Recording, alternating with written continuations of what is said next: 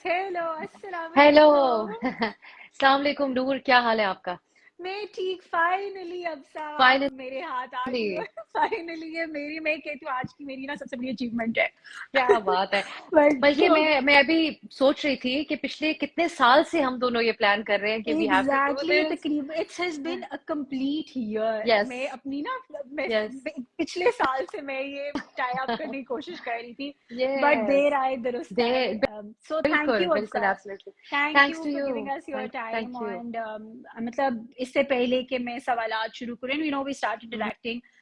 सबसे पहले thank you for being an inspiration. मतलब मेरे जैसे बहुत और लोग हैं जो इस फील्ड में हैं, इस फील्ड में ना भी हो, who just look up to you as a person, as a professional. और उन सब के तरफ से सलाम for being just so good and so great at what you do.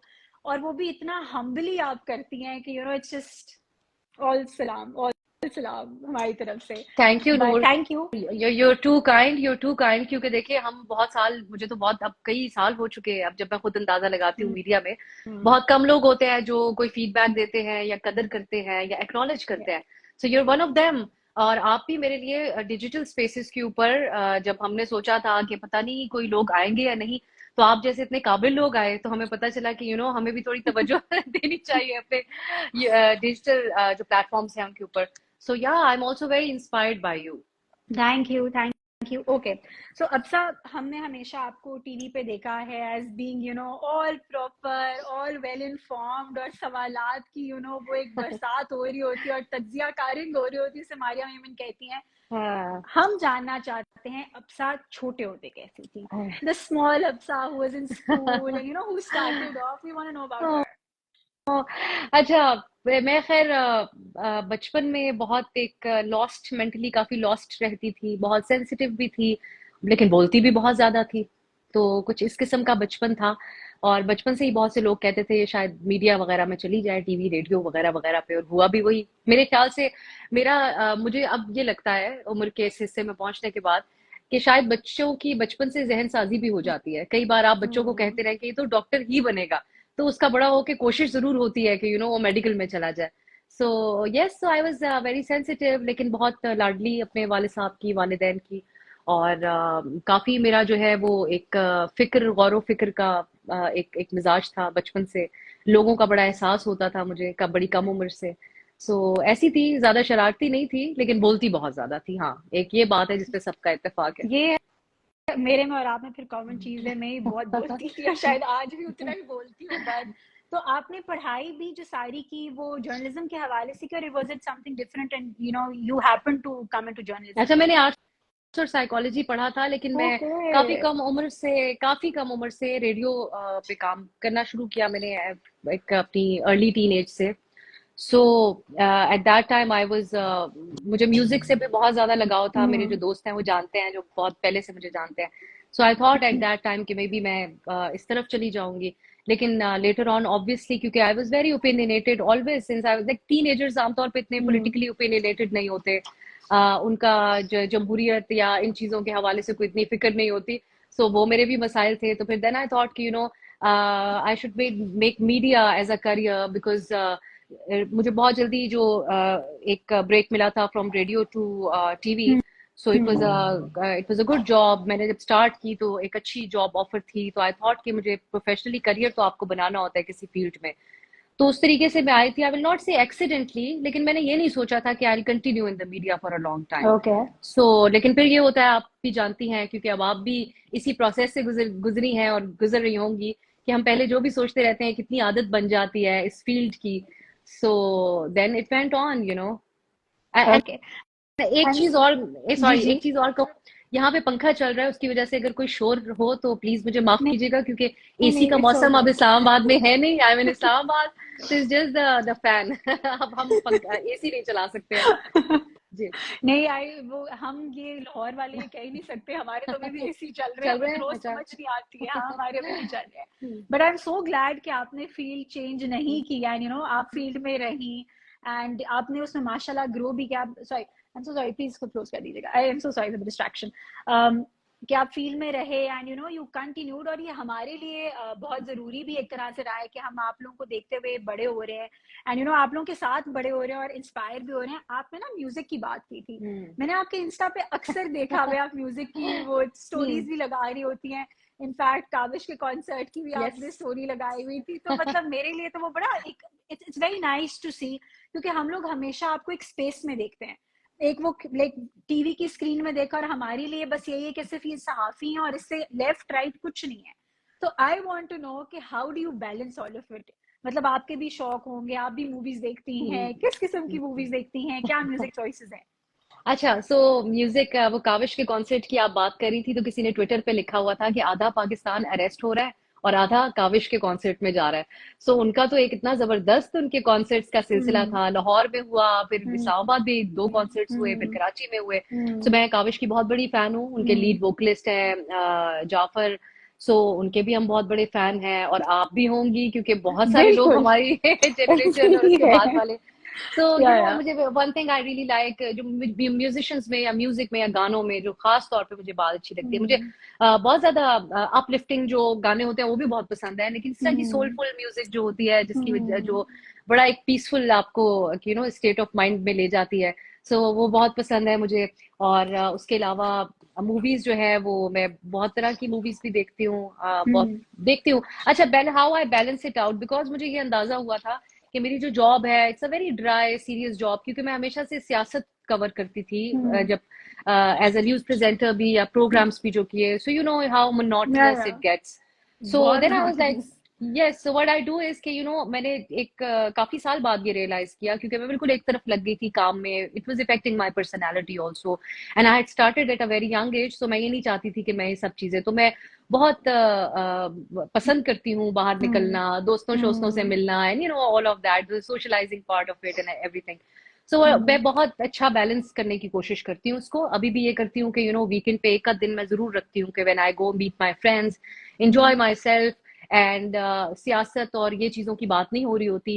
I have a lot of friends इन इस्लामाबाद जो मीडिया से या हम्म पॉलिटिक्स वगैरह से उनका कोई खास ताल्लुक नहीं है, सो तब हम म्यूजिक की भी बात करते हैं, कोई ना कोई लाइव म्यूजिक भी चल रहा होता है, या सो खानों की भी, खाने शाने भी चल रहे होते हैं बहुत सारे, सो ये आई I keep a balance which आई, मैं दूसरों को भी ये मशवरा देती हूँ बहुत दफा। ठीक है, जब आप स्टार्ट करते हैं तो आप थोड़े ज्यादा एम्बिशियस होते हैं और ट्रू आप बहुत सारा टाइम दे रहे होते हैं काम ट्रू को, लेकिन एक टाइम पे आपको बैलेंस करना पड़ता है, वरना आपकी जो पर्सनैलिटी हम्म है इंडिविजुअली, जो हम्म आपकी इनफरादी पर्सनैलिटी है, वो आई थिंक थोड़ी इफेक्ट हो वो जाती है। इफेक्ट हो जाती है।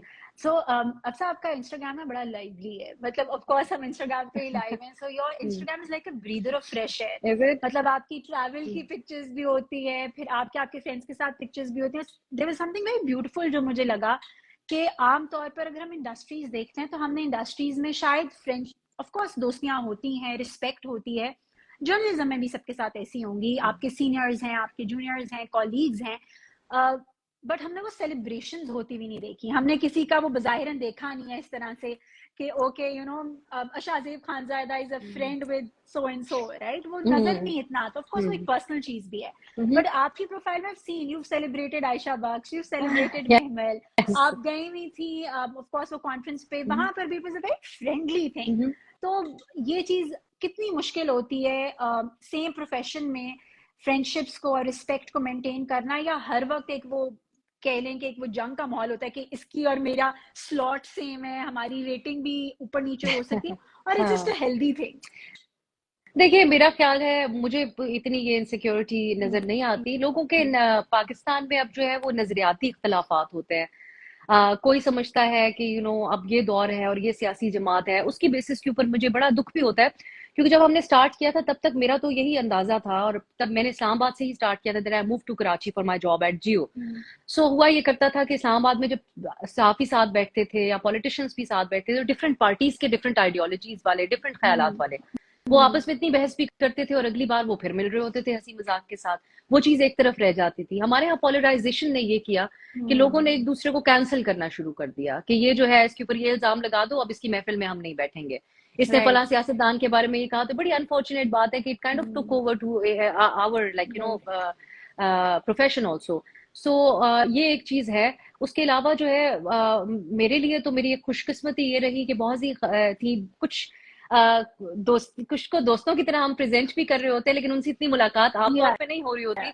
लेकिन आपने शहर भी क्योंकि उनको मुख्तलिफ इतना होते हैं। आप एग्जैक्टली तो आपने उनको इतना आइडियलाइज करते हैं, उनका एक रोल हम्म, आपकी लाइफ में रहता है। और हम्म, मेरी नजर में रोल वो होता है कि अगर किसी ने एक जुमला भी आपको ऐसा कहा जब आपका कॉन्फिडेंस लो था और आपके कॉन्फिडेंस को हम्म, थोड़ी बूस्ट मिली, तो that is like a role, मैं उसको कंसिडर करती हूँ कि you have a role in my progress.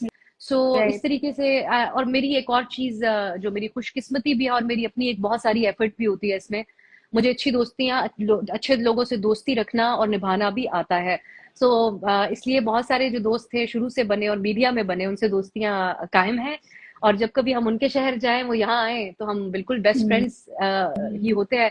So yes, ये मेरी कोशिश ये रहती है। सेकेंडली मैं ये समझती हूँ कि जिसकी जितनी ज्यादा जो है वो एक अचीवमेंट्स होती हैं, या जिन्होंने हमारे मीडिया के अंदर, खासकर जो मेरी फीमेल कॉलीग्स है, उन्होंने हम्म, हमारे लिए एक रास्ता बनाया। उससे पहले बहुत सारे टैबूज अटैच थे ना मीडिया के साथ।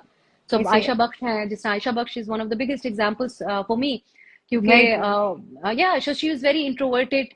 मुझे नहीं पता, वो हाँ, खुद आप उनका इंटरव्यू करेंगी तो वो ज्यादा आपको बेहतर बताएंगी। मैंने लेकिन वो आई अपनी हैव फैमिली, एक्चुअली मेट हाँ हर एंड हाँ आई वाज सरप्राइज्ड कि मैंने कहा या मतलब आप इतनी cute polite very sweet and all, या बट व्हेन यू स्पीकिंग तो वो बोलते हुए तो धड़ाधड़ बात आ रही होती, जस्ट लाइक मैं बिल्कुल शुरू से ही ऐसी हूँ। और मेरे लिए बड़ा बिल्कुल सरप्राइजिंग था वो। बिल्कुल। सो हाँ। वो अपनी अपनी फैमिली ओरिएंटेड है ज्यादा, और हम्म, ये वो सारा कुछ। सो उनको देख के भी बड़ा सीखा कि ठीक है, जरूरी नहीं है you have to be out there and everything and all that. या राबिया आनम के साथ मेरी बहुत अच्छी है, बल्कि आई हम्म, रिमेम्बर व्हेन आई जॉइंड जियो, तो मुझे शुरू में सारा वो जो सिस्टम्स वगैरह की चीजें समझाई, वो उन्होंने समझाई, और वो आखिरी दिन तक काम आई। मशवरा भी दिया कि अगर कोई हम्म, ऐसा कहे तो ऐसे कहते हैं। सो ये हम्म, मेरे लिए तो आई वाज वेरी लकी। यहाँ पे आसमा शराजी साहब होती हैं इस्लामाबाद में, शी इज लाइक एन हाँ, elder sister to me. She is so very I good. Don't know if it, I think most of the times, Noor, एक तो ये बात दुरुस्त है, हम शायद इस सेशन में आगे बात करें कि लोग एसोसिएट करते हैं कि खवातीन एक दूसरे को इतना ज्यादा आगे नहीं लेके आ रही होती। ये हम्म, तो, इसको हम डिनाई भी नहीं कर सकते। बहुत दफा हम देखते हैं कि हम्म, खवातीन फॉर सम रीजन इतना एक्नॉलेज एक दूसरे को नहीं कर रही हम्म, होती, लेकिन उसके पीछे साल हर साल की जो पेट्रियार्की, और उन्होंने आपस में बिल्कुल। एक दूसरे के मुखालिफ औरतों को खड़ा किया और उसके पीछे उनको हम्म, इनसिक्योर किया, बिल्कुल। और हर चीज से के साथ जोड़ के इसको। सो आई थिंक उसका रोल है। लेकिन लेकिन फिर भी हमारे यहाँ लकीली बहुत सी ऐसी खवातीन हैं जो आप एक दूसरे को आगे लेके आती हैं, उनको सपोर्ट करती हैं, बस। बिल्कुल, और ये ज़रूरी भी बहुत है, बिकॉज़ जैसे आपने ऑब्वियसली कैंसल कल्चर की बात की, और ये इट इज़ वेरी ईज़ी कि आप किसी की भी काम को, किसी की भी मेहनत को कैंसल करके बस आप आगे निकल जाएँ, और आप वो जो एक्चुअल में किसी को एक सपोर्ट बन के साथ चलना, वो यूनिटी जो एक होती है ना, वो बहुत इट टेक्स यू बिल्कुल फार अहेड इन लाइफ। मतलब बिल्कुल मैंने तो यही एब्सोल्युटली। सीखा हुआ है और समझा और शायद देखा भी यही है। हम्म आपने जियो का ज़िक्र किया, Absa you were at the height in Geo, और of course one likes it और नॉट लाइक इट, जियो ने बेंचमार्क सेट किया बहुत सारी चीजों में, न्यूज चैनल्स के लिए भी एक वो बड़ी चीज बना जियो। आप अपने हाइट पर यू लेफ्ट जियो। हम्म ये जो डिसीजन मेकिंग होती है, नोइंग कि भाई मैं अपने करियर में इस टाइम पे बहुत पीक पर हूँ, और इस पीक पर मैं ये डिसीजन लेने लगी हूँ, या लेने लगा हूँ, मैं लेफ्ट राइट होने लगी हूँ या होने लगा ना, मेकिंग अनदर चॉइस, और I am taking a break.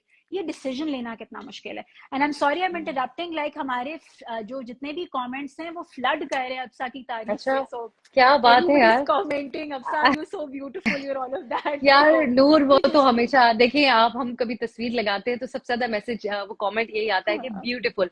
आप भला जो भी कर रहे हो उस तस्वीर में, लेकिन खैर बहरहाल, लेकिन थैंक यू जो लोग कर रहे हैं, आपके लिए भी बहुत सारे लोग कमेंट कर रहे हैं। सो अब लेकिन मुझे अच्छा लगेगा अगर किसी किस्म की फीडबैक आपकी है, अगर आप कोई मेरा शो देखते हैं या मेरा कोई ओपिनियन पढ़ते हैं और कुछ कहना चाहें, तो हम यहाँ पे कनेक्ट कर रहे हैं। सो ये अच्छा मौका होगा। So true. जियो की आपने बात की, जियो में मेरा बहुत अच्छा एक लंबा सफर रहा। मुझे बड़ी सक्सेस भी लकीली मिली, मुझे उसकी मैनेजमेंट की तरफ से भी बड़ा मुझ पे जो है वो ट्रस्ट किया गया।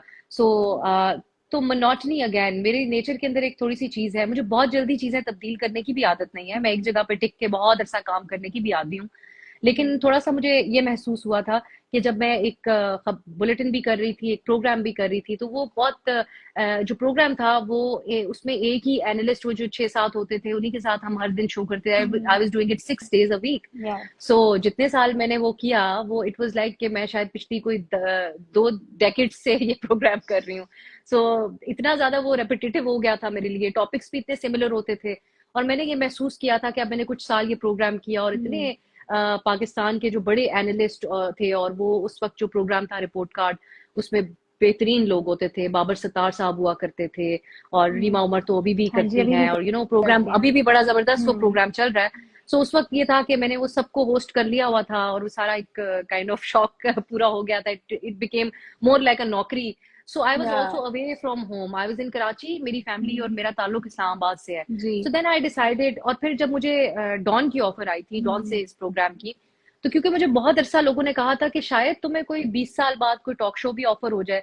सो जब मुझे ऑफर हुआ and it was like a proper talk show, they wanted yeah. Me to do it, तो आई थॉट कि ये एक मुख्तलिफ चीज होगी, और मुझे हर दिन मुख्तलिफ पॉलिटिशियंस हो गए या फिर हमारे जो बाकी इंटेलेक्चुअल लोग हैं पाकिस्तान के, उनको बुलाने का भी मौका मिलेगा।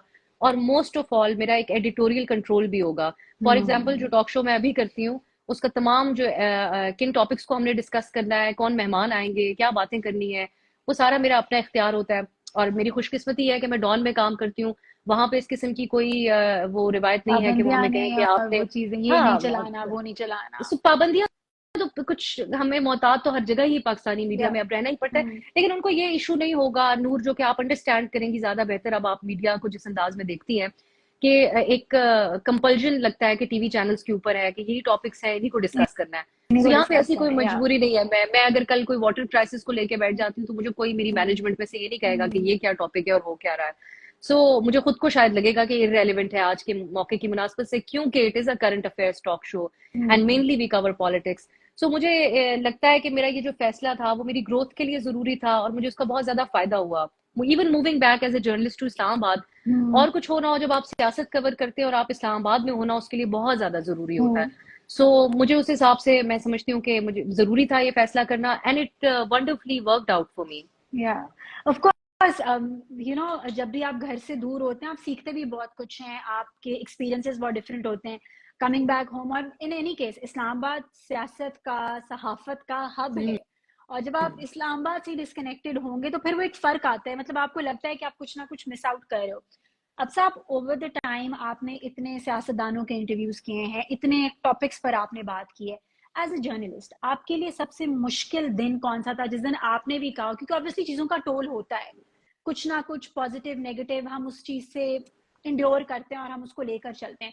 वो कौन सी एक ऐसा दिन होगा जिस दिन आपने कहा था कि एज अ पर्सन, मैं सहाफी बाद में एक इंसान अब सा पहले हूँ, और आज ये खबर मुझे बहुत परेशान कर रही है, and it has kind of stayed with you also in that sense. यार, मेरे तो हर दूसरे तीसरे दिन, क्योंकि हमारी जो जॉब है, उसमें एक चीज है जो बाकी लोग जो है उस हद तक शायद रिलेट ना करें। एक आम कोई भी इंसान किसी और फील्ड से वाबस्ता है, तो वो बेसिक खबरों के ऊपर तो नजर रखता है, लेकिन उसके लिए कोई जरूरी नहीं होता कि वो अखबार का हर कोना पढ़े, हर खबर पढ़े, हर डिस्टर्बिंग खबर। औरतों से रिलेटेड जो खबरें आती हैं वो मुझे हर दिन ही परेशान करती हैं। एंड आई थिंक मुझे that other day somebody was telling me कि इसका आपकी हेल्थ के ऊपर असर पड़ेगा, तो you need to kind of like एक थोड़ा सा बाउंड्रीज आप अपने लिए भी रखें कि आपने किस हद तक हर दिन खबर फॉलो करनी है। वो मेरी एक सहेली है, she is a psychiatrist, so she was like that is too much, you are always thinking about all these things and it's like it's not good. लेकिन मेरे ख्याल से जब मैं जियो में थी, तो तब हमने जो टेररिज्म के वाकयात होते थे, अगर आपको याद हो, एक टाइम था, हालात सिक्योरिटी के इतने बुरे हो गए थे पाकिस्तान में कि every Friday there was there was a a terror blast, और अटैक। कहीं ना देयर कहीं वाज कुछ अ ब्लास्ट और कुछ अटैक। होता था। यस। एक तो वो था कि आप फ्राइडे को, ये माइंड्स के सेट के साथ ही एक नॉर्मलाइज हो गई ये चीज कि कुछ हो भी सकता है आज। मेरे लिए एक वो बहुत दिन डिफिकल्ट था जब किसी ने कहा कि अच्छा ठीक है, वो खबर तो ब्रेक किए भी ज्यादा देर नहीं रहते, ये एक और चैनल में थी मैं उस वक्त, अभी फिलहाल इतनी देर नहीं इसके ऊपर रहते क्योंकि सिर्फ एक ही डेथ हुई है। सो आई वाज लाइक, एक ही डेथ, सिर्फ एक डेथ, क्योंकि हालात, और ये बात अंडरस्टैंडेबल है क्योंकि इतना नॉर्मलाइज हो गया था, हर दूसरे दिन नॉर्मलाइज हो ऐसा गया वाकया। था। या, ट्रू। सबसे ज्यादा डिफिकल्ट, अलबत्ता मेरे ख्याल से मेरे लिए भी और मेरे सारे ही कॉलीग्स के लिए, जब हम जियो में थे और एपीएस का वाकया हुआ, I think that one has to be one of the yeah. Most difficult days. Right. And हमारे कॉलीग थे वजी सानी, उनके साथ भी इस पे बात हुई, वो हमारे साथ उस टाइम बुलेटिन उन्होंने किया, उनके लिए भी वो बहुत डिफिकल्ट था। बाकी भी सब whoever I speak to tell me कि that was actually one of the most difficult transmissions that we conducted. अब साहब, अगर हम सिर्फ जर्नलिज्म स्टूडेंट्स की बात करें जो ऑफ कोर्स अब फील्ड में आ रहे हैं, जैसे आप बात कर रही हैं कि एपीएस का वाकया था, मुश्किल था, हम लाइव भी देख रहे हैं, खाली हम जब पिछले सेशन में हमने मारिया से भी इस हवाले से बात की, तो उनका भी एक पर्सपेक्टिव हमने इस हवाले से लिया, and I really want to know your opinion also. जब हम स्टूडेंट्स देखते हैं जब भी फील्ड में आ रहे हैं, तो एक जब मैं भी पढ़ रही थी या मैं पढ़ा भी रही थी, तो मैंने एक वो कॉमन चीज देखी कि बच्चों के जहन में था मुझे एंकर बनना है, मुझे स्क्रीन पे आना है। एंकर बनने से तो दैट्स एन एंड पॉइंट, ठीक है, पीछे इतना कुछ है। लोग क्यों सिर्फ एंकर को ही देखकर सहाफत से जोड़ते हैं, जो बैक एंड पे लोग इतना काम कर रहे हैं, लिख रहे हैं, आपके लिए कंटेंट क्रिएट कर रहे हैं, अखबारों में काम कर रहे हैं, अभी यार डिजिटल में इतनी चीजें हो रही हैं, अभी भी वो जो एक एंकर का पेडेस्टल है वो वहीं पर है, लेफ्ट राइट वो चीजें इतनी ऊपर नहीं जा रही। तो आपको क्या लगता है कि हाउ इम्पोर्टेंट इट इज कि जो आने वाला स्टूडेंट है वो इस सारी ड्रिल से गुजर कर ऊपर आए, या वो एंकर बनकर भी वो अपना बहुत नाम बना सकता है अगर वो एक फ्रेश ही है? मेरे ख्याल से एंकरिंग आपका एक स्टार्टिंग पॉइंट भी हो सकता है करियर का। ऐसा नहीं है, ये एक बिल्कुल गलत फहमी है लोगों को अगर वो ये समझते हैं कि आप एंकर तब बनते हैं जब आप तमाम चीजों के एक्सपर्ट हो जाते हैं, जब आप रिपोर्टिंग में भी माहिर हो जाते हैं और सारी चीजों में। मैंने फील्ड रिपोर्टिंग नहीं किया है, मेरे ज्यादातर कॉलीग्स ने की हुई है। सो मैं ये समझती हूँ कि रिपोर्टिंग एक बिल्कुल डिफरेंट जॉब है, और मेरी जाती ख्याल में शायद मैं एंकरिंग के बाद रिपोर्टिंग की तरफ जाऊं तो मैं एक बेहतर रिपोर्टर बन सकूं।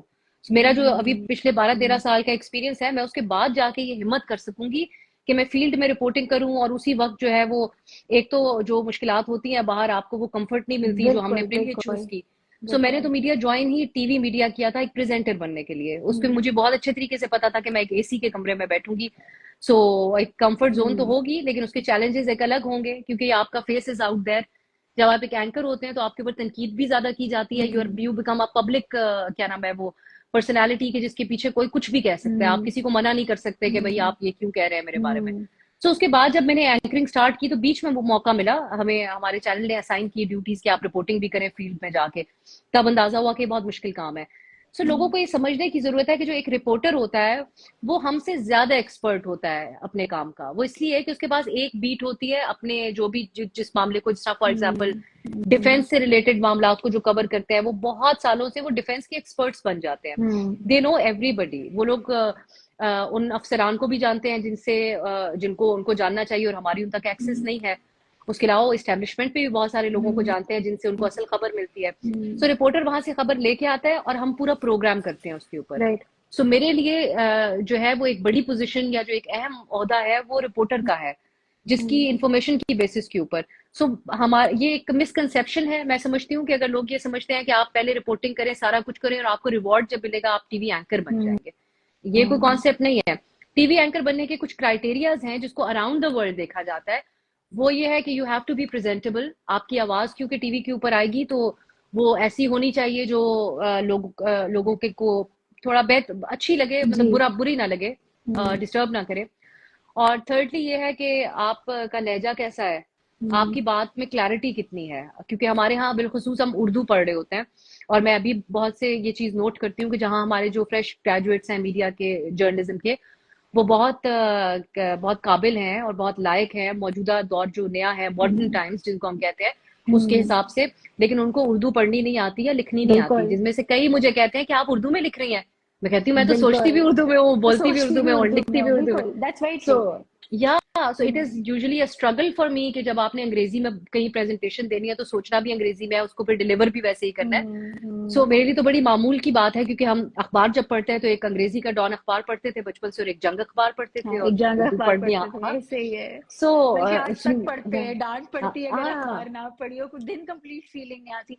ऑफ कोर्स वो फोन पे हम पढ़ लेते हैं। आई विल नॉट लाई कि मैं अखबार पकड़ के सॉलिड लाइक फॉर्म में पकड़ के पढ़ती हूँ, फोन पे ही पढ़ती हूँ, लेकिन बहुत जरूरी होता है, उसके बगैर तो दिन पूरा नहीं होता। नहीं हो बट आई सकता। होप कि हाँ, जो आने वाले बच्चे हैं उस चीज को समझें कि उनके लिए अखबार पढ़ना कितना जरूरी है। बिल्कुल वो फिर जिस बिल्कुल। पॉइंट पे भी जाए, वो रिपोर्टर बनना चाहे, वो एंकर बनना चाहे, वो बिहाइंड द कैमरा काम करना चाहे, अखबार पढ़ोगे तो सहाफत में आगे चलोगे, वरना कोई सीन नहीं है। मतलब मैं तो एटलीस्ट ये मेरी अंडरस्टैंडिंग है। देखिए वो तो अम, आपका दिन ही स्टार्ट नहीं हो सकता। मतलब मैं तो हाँ, अगर अखबार ना पढूं और काम पे निकल जाऊं तो मेरे ख्याल से मेरा तो कॉन्फिडेंस एक तो पहले कोई होगा नहीं, then again like you know how. So it's not possible for, या हमारे लिए तो पॉसिबल ही नहीं है। लेकिन राइट। वैसे भी मैं समझती हूँ कि क्योंकि जब आप इस प्रोसेस में हैं, ये जो हमारे स्टूडेंट्स हैं जर्नलिज्म के, अभी आप अपने लिए नौकरी ढूंढ रहे हैं, आप लोगों को रीच आउट कर रहे हैं, तो आई थिंक उस दौर में तो आपको वो ज्यादा जो है इन्फॉर्म्ड होना चाहिए।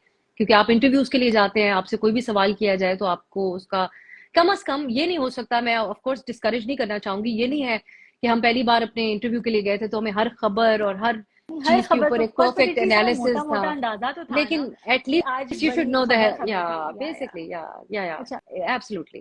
अब्सा ऑफ कोर्स आप इतने ऐसे से फील्ड में काम भी कर रहे हो, यू बिन थ्रू, मतलब बहुत सारी ऑर्गेनाइजेशंस भी हैं, बहुत सारे कॉलीग्स भी हैं, वो जो एक डिस्पैरिटी होती है आपके नज़र में वो आज भी मौजूद है हम लोगों के ऑफिस वर्क कल्चर में, कि जी लड़कों को ज़्यादा अपॉर्चुनिटीज़ मिल रही हैं, मेल एंकर ज़्यादा वो इस खबर को बेहतर पढ़ लेगा, या वो जब हम लोग ट्रांसमिशंस करते हैं तो वो होता है कि जी ओपनिंग इनको दे दो, क्लोजिंग इनको दे दो, या इनका तजिया ज़्यादा स्ट्रांग है, इसको स्लॉट में बिठाना है कि नहीं बिठाना। आपको क्या लगता है ये बाइफिकेशन कितनी है मर्द और खवातीन के साथ, या आपको लगता है कि नहीं अब वो थोड़ी सी ओल्ड स्कूल गुफ्तगू हो गई है, हम we out of it as a Pakistani news medium? मेरे ख्याल से जब हमने स्टार्ट किया था तो तब भी उस वक्त थी ये डिबेट मेल और फीमेल एंकर की और ये सारी चीजें, हम्म लेकिन फिर वो आहिस्ता आहिस्ता जो फेड आउट होती गई, क्योंकि लड़कियां जो हैं वो ज्यादा पाकिस्तान के अंदर वक्त के साथ साथ तालीम में भी आगे निकल गई मुख्तलिफ फील्ड्स के अंदर। अब एक और बात ये है जो बहुत से लोग अंडरस्टैंड नहीं करते कि लड़कियां माशाल्लाह से स्ट्रीट स्मार्ट भी ज्यादा हैं, they know how to do like get a job, then when they get a job on merit की मैं बात कर रही हूँ, लोगों की तो हर तरह के तबसरे होते हैं, लेकिन बात यह है कि लड़कियों को मेरिट के ऊपर न सिर्फ जॉब करनी आती है बल्कि बहुत रिस्पॉन्सिबिलिटी वो निभानी भी आती है।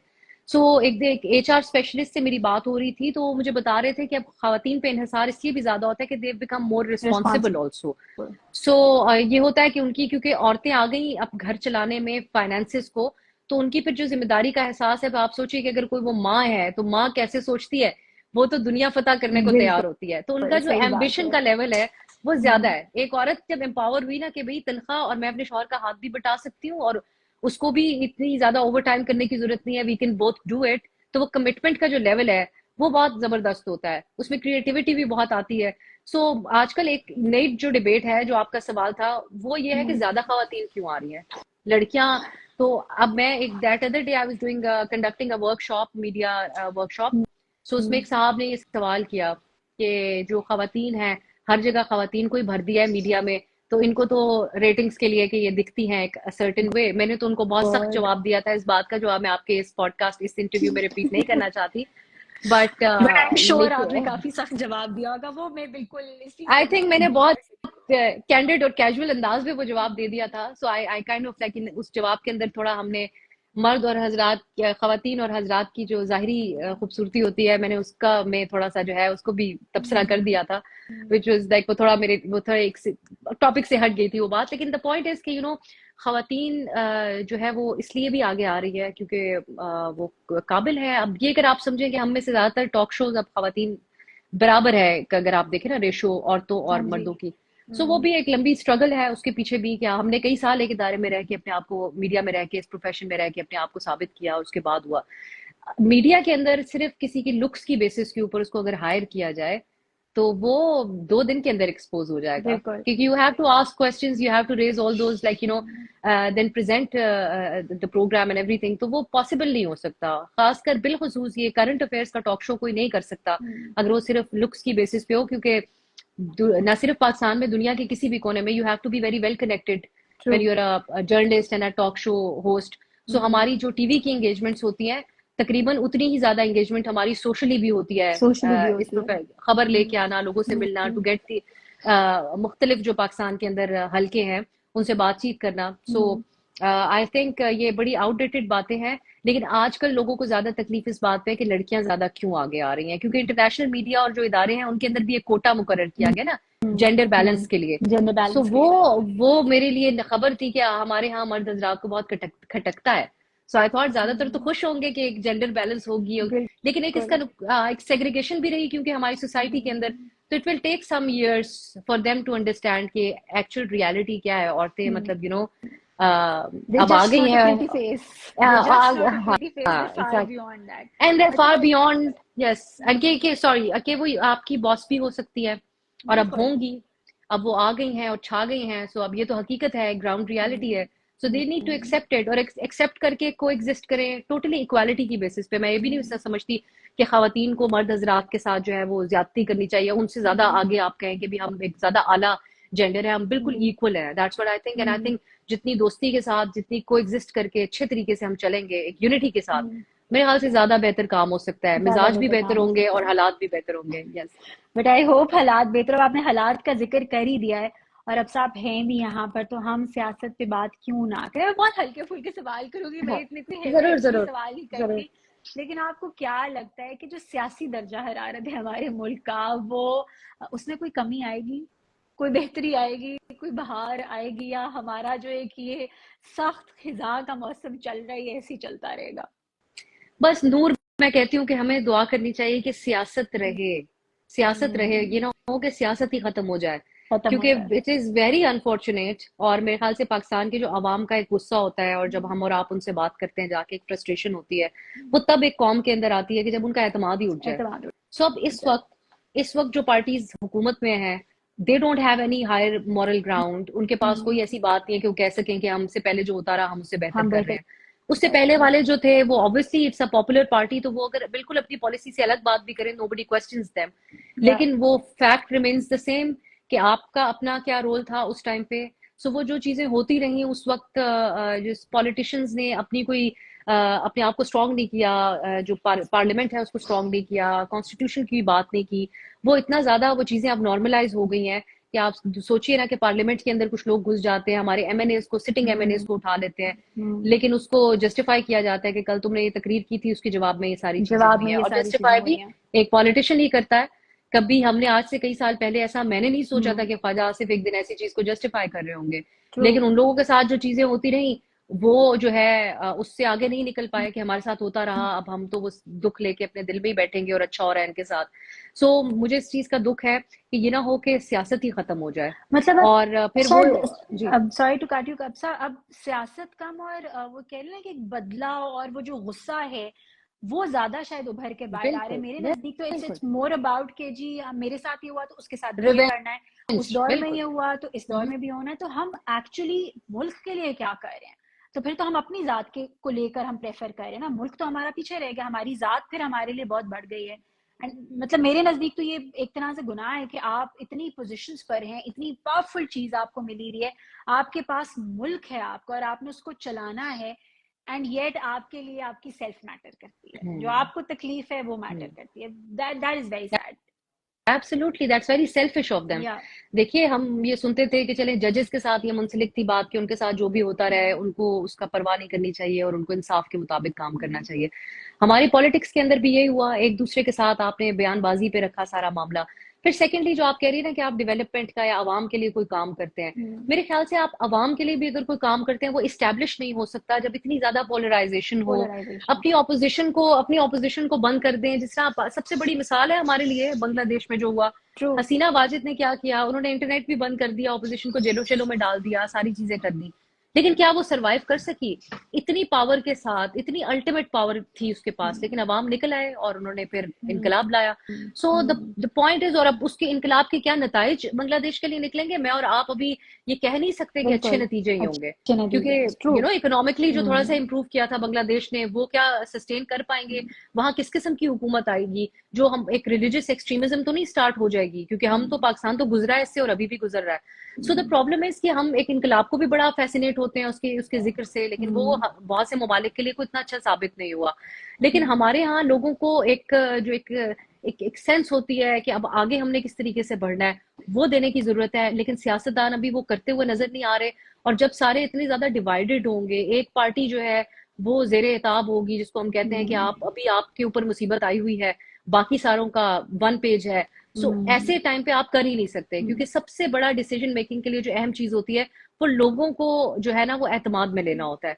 लोगों को आप एतमाद में ले ही नहीं सकते। अभी आप पूरे मुल्क के लिए सब्सिडीज अनाउंस कर देना कि अगले 6 महीने आपने बिजली का बिल ही बिल नहीं नहीं देना, वो देना। फिर भी उठ के कहेंगे कि यार इसमें भी कोई दो नंबरी है, फिर दो क्या नंबरी होगा? है, यू बिल्कुल नो सही बात so they will never trust you. है। आप लोगों को टैक्स नेट पे नहीं लेके आ पा रहे। आप देखिए कि ट्रेडर्स आपके खिलाफ किस तरीके से निकल के आ गए। सो आई थिंक, मुझे तो ये लगता है कि एक ट्रस्ट आवाम का बिल्ड करने की जरूरत है कि जो हम डिसीजंस ले रहे हैं ये लॉन्ग टर्म है, और लॉन्ग टर्म डिसीजंस आप वन साइडेड एक पार्टी बैठ के ले नहीं सकती है। You need to have all stakeholders on on क्या नाम है one page, for that. Right. So आप सारों को ऑन बोर्ड लेके ये चीजें कर सकते हैं, उसकी मुझे कोई नियत नजर नहीं आती है। और सबसे बड़ी जो एक डिबेट है एस्टेब्लिशमेंट वाली, वो हम्म। हम उसको भी एलिफेंट इन द रूम को हम एड्रेस करते हुए मुझे नहीं एड्रेस जाहिर नजर करते आता कि अभी नजर, तैयार वो है तो उसके लिए। एड्रेस शायद अगर करना चाहें भी तो वो नहीं करेंगे, फिर वही सेल्फिशनेस है ना कि अगर हम एड्रेस कर देंगे तो फिर बिल्कुल। हमारा जो पर्सनल हम अपने मामलात हल करें वो फिर कैसे हल होंगे। बिल्कुल। आपकी नजर में कौन सा एक ऐसा सियासी लीडर है जो हमारी कौम के साथ मुखलिस है? मैं इसमें किसी लीडर का नाम नहीं ले सकती, और मेरी बड़ी ख्वाहिश है जो हमारे मेन स्ट्रीम पॉलिटिशियंस हैं हम्म। उनमें ऐसे कोई होते कि मैं किसी के लिए कहती कि ये एक ऐसे हम्म। नाम है। इट्स वेरी सैड कि आज देखिए ना आप, हमारी हर तरह की जो पॉलिटिकल पार्टीज थी, जो एक मजहबी सोच रखने वाली पार्टीज हो, या फिर दूसरी तरफ की जो नेशनलिस्ट पार्टीज हैं या फिर ये जो हमारी मेन स्ट्रीम पार्टीज हैं, पीएमएलएन, पीटीआई, पॉपुलर जिनको हम पार्टीज कहते हैं, वो सारे जो हैं उनमें से इस किस्म का ना कोई मैनिफेस्टो था, ना उनका कोई नजरिया है, ना कोई बयान है जिसकी बेसिस के हम्म। आप ऊपर ये कह सकें कि ये कोई अच्छी अच्छी फैसला साजी करेंगे। हालांकि शहबाज शरीफ जो है वो उनको कंसिडर किया जाता था एक प्रैक्टिकल पॉलिटिशियन के तौर पे। पाकिस्तान में अनफॉर्चुनेटली हमारी डेफिनेशन प्रैक्टिकल की यही है कि जिसका एस्टेब्लिशमेंट के साथ भी फड्डा ना हो, जो थोड़ा सा इकोनॉमी को संभाल ले, और हम्म। उस वक्त एक केओस की सूरत हाल मुल्क के अंदर ना हम्म। हो। लेकिन आज भी आप देखिए कि उन्होंने भी कोई ऐसी पोजीशन नहीं ली, ना ही वो अपने इस एक्सेप्टेबल होने के साथ साथ कोई ऐसी इन्वेस्टमेंट्स लेके आ सके पाकिस्तान के अंदर, या फिर ऐसी कोई लॉन्ग टर्म पॉलिसी जो है इंट्रोड्यूस करा सके, और ये कह सके इस्टेब्लिशमेंट को और अपनी जमातों को, सियासी जमातों को, कि पॉलिटिक्स और इन चीजों को एक तरफ रखते हुए लेट्स मूव फॉरवर्ड। हालांकि कोशिश तो की सारों ने, बयानात भी बहुत दिए, ऐसे इनिशिएटिव्स भी स्टार्ट किए, लेकिन इट्स वेरी अनफॉर्चुनेट कि हमारे मुल्क के अंदर हमें और अच्छे लोग भी हैं, इसमें कोई शक नहीं है, पाकिस्तान की पॉलिटिक्स के अंदर बड़े अच्छे लोग हैं, हमें पॉलिटिशियंस को हम ज्यादातर तो तनकीद का निशाना बनाते हैं, बड़ा एक एंटी पॉलिटिशियंस एक सेंटिमेंट है।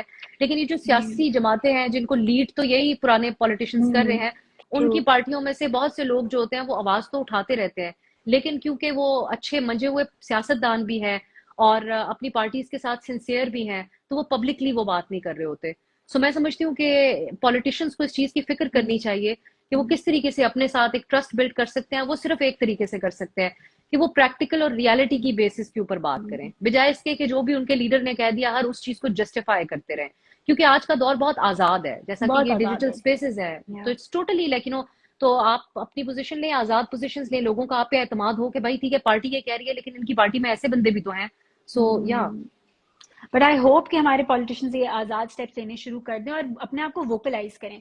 बंद कमरे में चार पांच अपने दोस्तों के इर्द गिर्द कहना बहुत आसान है, बिल्कुल। वहां पर तो हर कोई कह लेगा कि जी ये हंड्रेड ऐसे है परसेंट ये ऐसे है। 100%। और वहां पर आप हीरो भी बन जाएंगे, आपका बिल्कुल। तज्जिया उस दिन की रेटिंग सबसे ज्यादा लाएगा आपके फ्रेंड्स हम्म, में कि बड़ी कमाल बात कर दी आपने। Oh, not taking names X Y Z of course, but बिल्कुल। It's very sad. बिल्कुल। यही रीजन है कि शायद हमारी आवाम में इतना गुस्सा है, यही रीजन है कि शायद हमारी आवाम में इतनी नाउमीदी है। और हम बिल्कुल लोगों ने ऐसे। लोगों को तो वो एक बना दिया, जैसे आपने कहा था मैनिफेस्टो नहीं है, लोगों के पास कोई विजन नहीं है। हमने इंडिविजुअल्स को इतना आगे हम ले गए हैं कि वो जो एक ओवरऑल पार्टी जिस चीज के लिए स्टैंड करती थी वो एग्जिस्ट नहीं करती। बात अब एटलीस्ट बिल्कुल। मुझे, मैं जहां से मैं देख रही हूँ, मुझे तो वो एक आप कह लें कि for me Pakistan Tehreek Insaf is an Imran Khan, PMLN is of course three names, Nawaz Sharif, Shahbaz Sharif, Maryam Nawaz. Peoples Party में अब बिलावल हैं, वो चीजों को आगे लेकर जा रहे हैं। ऑफ कोर्स फेस होता है, लेकिन कहीं ना कहीं वो जो एक ओवरऑल पार्टी का एक नैरेटिव है शायद उस तरह से आगे नहीं जा रहा। और आई होप और कि बंद कमरा, आइडियोलॉजीज, या नजरिया जिसको कहते आइडियोलॉजी हैं, अब है ही किसी नहीं। सियासी जमात का नजरिया और आइडियोलॉजी इतनी वाजे नहीं है नहीं क्योंकि वो है। सारे इतने कॉम्प्रोमाइज हो चुके हैं। लेकिन अगर उनमें से इसको नजरिया, बहुत से लोग पाकिस्तान में समझते हैं कि बाकी सारे चोर डाकू हैं और सारे फजूल हैं, जो द मोस्ट पावरफुल हैं वही बस किसी कोई एक स्टेक होल्डर हैं और एक हम स्टेक होल्डर हैं, this is also not a नजरिया। नजरिया तो ये होता है कि इस मुल्क को आगे कैसे आगे बढ़ना है। कैसे। लेकिन हमारे यहाँ इतनी कंफ्यूजन है, कोई समझता है प्रेसिडेंशियल सिस्टम होना चाहिए, कोई समझता है कि आमरीयत डिक्टेटरशिप हो जानी बिल्कुल। चाहिए, बिल्कुल। कोई समझता है कि एक डेमोक्रेसी इस मसले का हल है। आई थिंक लोगों को एक क्लैरिटी देने की जरूरत है कि आप देखें ना, कोई टेररिस्ट को दोस्त भी कहा हमने, फिर हमने उनको फितना भी कहते हैं। फिर तो इतना भी ये तो कहते हैं। कितनी परेशानी की एक बात है, और लोगों के गुस्सा मुझे तो समझ आता है क्योंकि हम खुद भी बड़े फ्रस्ट्रेट होते हैं इस चीज पे कि काश हमें कोई क्लैरिटी नजर आए स्टेट की तरफ से, पॉलिटिकल कोई लीडर खड़ा हो और कहे कि ये है हकीकत। या वही बात है ना कि अक्सर जब हम अपने सेल्फ इंटरेस्ट से बाहर निकलेंगे तब हम लार्जर इंटरेस्ट को देख सकेंगे, ऐसा हम लार्जर ही है। इंटरेस्ट को बिल्कुल। कंसिडर कर सकेंगे। हम अपने लार्जर इंटरेस्ट को जब कंसिडर ही नहीं कर रहे, हम सेल्फ इंटरेस्ट में इतने सेल्फ सेंटर्ड हो गए हैं और सेल्फ अब्जॉर्ब्ड हो गए हैं तो हमें बाहर की या वो बिल्कुल। जो एक मेजर चीज है वो तो नजर नहीं आएगी। हम्म। अब साहब, ऑफ कोर्स अब हम we trying to wrap it up.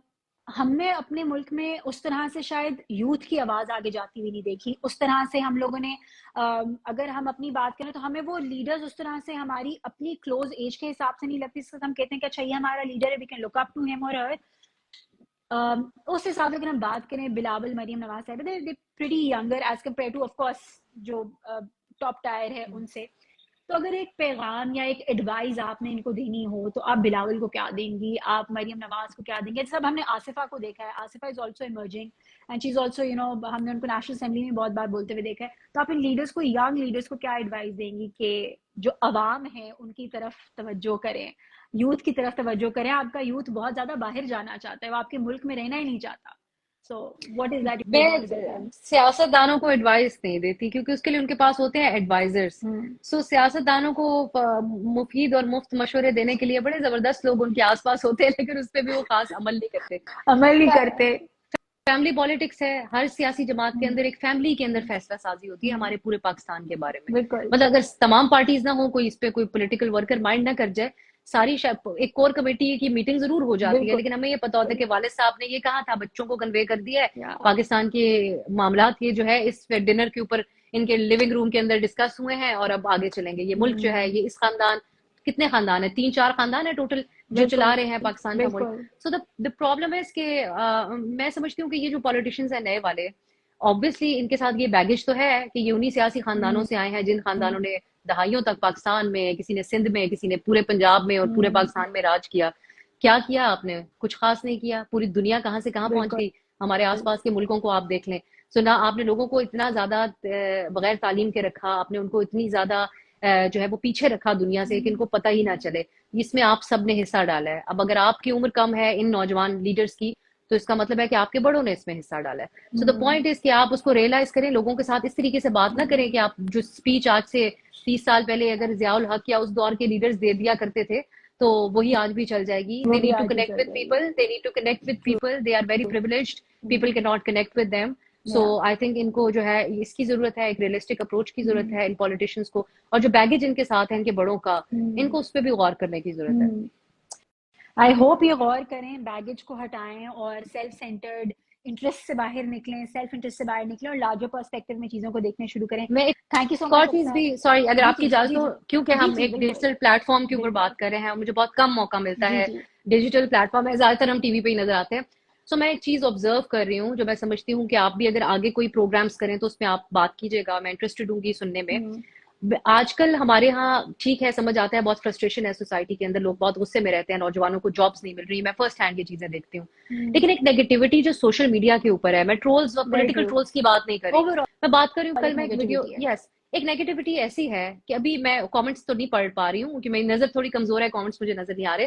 लेकिन कल मैंने देखा कि दो एक्टर्स थे इतने खूबसूरत पाकिस्तान के, एक मेल और एक फीमेल, उन्होंने एक वीडियो रिकॉर्ड की and they were dancing yes on a viral song and they were dancing so beautifully, इतने खुश नजर आ रहे थे वो दोनों। कमेंट सेक्शन पढ़ा, आई थॉट कि लोग, क्योंकि खुल गया कमेंट सेक्शन सामने, सो उसमें हर किसी ने कहा आप दोनों जहर लग रहे हैं, जहर बिल्कुल लग अच्छे रहा नहीं है। लग रहे हैं। और मुझे ट्रू। ये लगा था कि कमेंट सेक्शन में लोग कहेंगे oh wow, we also have such talented actors. That other day that actress was just talking about something random और लोग कह रहे थे आप जहर लग रही हैं, आप ऐसी हैं, आप वैसी हैं, और वो इतनी खूबसूरत भी थी और सारा कुछ था, लेकिन वो कह रहे हैं तुम देखने में भी चुड़ैल हो। ऐसा ये तो कोई अंधा भी नहीं मानेगा कि वो देखने में भी चुड़ैल है। सो बिल्कुल। द पॉइंट इज कि मुझे ये समझ नहीं आता कि why are we so negative. तो बात यह है कि आप बेशक अगर अपने घर में बैठे हैं, आपको लगता है आपको कैमरे के ऊपर नहीं आना चाहिए या तस्वीर नहीं बनानी चाहिए या रक्स नहीं करना चाहिए, लेकिन उनका तो फील्ड है एंटरटेनमेंट, उनका काम है एंटरटेन करना। सो मुझे बड़ा दुख होता है क्योंकि पूरी दुनिया से लोग कमेंट्स देखते हैं। मुझे बाहर से मेरे दोस्तों ने कई बार मेरे अपनी पोस्ट के नीचे कमेंट्स को पॉइंट आउट किया। So I felt very sad क्योंकि उन्होंने मुझे पूछा कि you know what is wrong with your dress, there is nothing wrong but why are they saying. I was like they just, मर्द हजरात की तरफ से ये इनिशिएट करते हैं, औरतें भी इसमें बहुत, जो पिग्मी हाँ, एटीट्यूड वाली बिल्कुल खवातीन है वो भी बिल्कुल। बड़ा एक हिस्सा डालती हैं या इसमें। सो वेरी मेरे ख्याल ट्रू। से हंसते हुए लोगों को पसंद किया करें, खुश रहने वाले लोगों को पसंद किया करें, क्योंकि इस माशरे के अंदर बहुत सारे मसाइल हैं। लोग कानून हाथ में लेके लोगों को कत्ल कर देते हैं। हम जब बाहर निकलते हैं तो हम एक नफरत की नजर से लोग एक दूसरे को देख रहे होते हैं। So please don't be like that, just be like when you are leaving a comment, अगर आप एक फेक अकाउंट से भी भेजें तो मेक श्योर कि यू नो उसमें कोई तहजीब का एलिमेंट तो हो, आपका बेशक उसमें आपका फीडबैक हो लेकिन लोगों के लिए खुश होने की कोशिश करें, तो आप देखिएगा आपकी अपनी जिंदगी कितनी बेहतरीन हो जाएगी। सो ये मेरा एक मैं मैसेज ये देना चाहती थी। थैंक यू अक्षय, ये इट्स ब्यूटीफुल जो आपने हमें कहा है, और ये जरूरी भी बहुत था लोगों तक ये बात पहुंचाना भी, बिकॉज हम लोग ना अपना हक समझ लेते हैं बगैर किसी रीजन के। किसी को हमने कोई बात कहनी है, कोई कमेंट मारना है, आप क्रिटिसाइज करें, अच्छा क्रिटिसाइज करें। कोई क्या कर रहा है अपनी जाती जिंदगी में, अपनी पर्सनल प्रोफाइल में, ये मेरा आपका या जो भी, ऑफ कोर्स ये अपने फोन्स के पीछे छुप कर कमेंट कर लेते हैं। Even publicly also Noor, we can go on for 2 hours। अरे you will hate me for that, हालांकि मैंने आपको बताया था कि .9 आई हैव टू गो। एक और एग्जांपल दे देती हूँ, शायद मर्द हजरात को समझने के लिए आसानी होगी। एक लड़का, I am forgetting his name, he does a vlog with his wife, और वो कहता है कि मेरी शहजादी, बीवी को कहता है कि आज शहजादी का मूड था, तो यार वो के लिए मैं ये लाया इतनी खूबसूरत एग्जाम्पल है वो लड़का इस माशरे के अंदर, जहाँ आदमी अकड़ के घूमते हैं और औरतों को गालियां देते रहते हैं, अपनी बीवियों को नौकर की तरह उनको नौकर की तरह ट्रीट करने में वो अपनी बड़ाई समझते हैं। वो लड़का इतना स्वीट है, such a great example for this society. जिन लोगों की बेटियां हैं उनको बड़ा खुश होना चाहिए कि ऐसे भी सोसाइटी के अंदर लड़कियां जो अपनी बीवी को एक शहजादी के तौर पे ट्रीट करते हैं। और मैंने एक दिन उसके कमेंट्स पढ़ लिए, और लोगों के, उस लड़के ने एक्चुअली खुद एक वीडियो बनाया कि लोग मुझ पे बड़े फजूल कमेंट्स करते हैं, तो मैं उनको सीरियस नहीं लेता।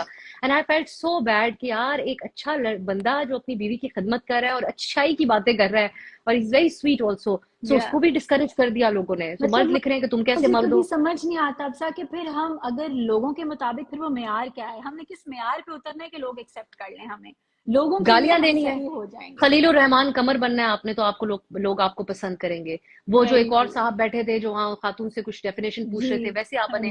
नफरत अंगेज कुछ पॉडकास्ट करते हैं कुछ एक दो, जिनसे मुझे बहुत, मैं लोगों को नापसंद नहीं करती, लेकिन उनको मैं बहुत नापसंद करती हूँ, जो पहला सवाल ही पूछते हैं, अच्छा तो भाई पहले तो ये बताएं कि दूसरी भाभी कब आ रही है हमारी। So these are the kind of people जो आदमियों को अच्छे लगते हैं। आप पसंद करें उन लोगों को जो वाकई अच्छे हैं, और ऐसी बहुत सारी मिसालें भी हैं।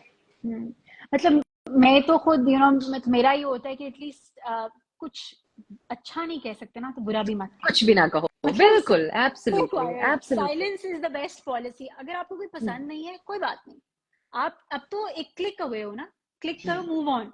रील बहुत ऐसे सेकंड्स में आगे जाती है। बट आई होप लोग इस चीज को समझें। अब साथ thank you so much, it was so worth it. मुझे पता भी नहीं चला 50 मिनट हो गए हमें बात करते हुए। एंड ऐसा ही है, थैंक यू नूर।